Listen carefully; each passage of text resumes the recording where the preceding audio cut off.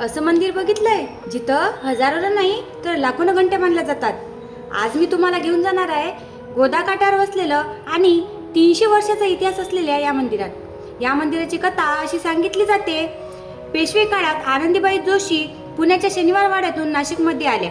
तेव्हा त्यांनी इथल्या मंदिरात मुलगा झाल्यावर मोठे मंदिर बांधण्याचा नवस केला. जेव्हा आनंदीबाईंना मुलगा झाला तेव्हा त्यांनी तो नवस पूर्ण केला. तेव्हापासूनच या मंदिराला नवशा गणपती असे नाव पडले. या गणपतीचे वैशिष्ट्य म्हणजे सर्व भाविक इथं नवस बोलायला येतात.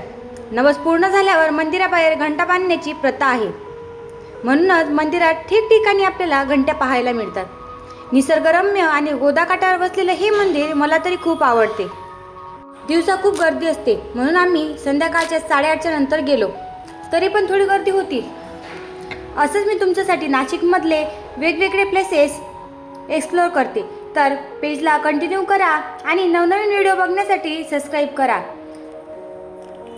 आणि हो, व्हिडिओ आवडल्यास लाईक शेअर नक्की करा.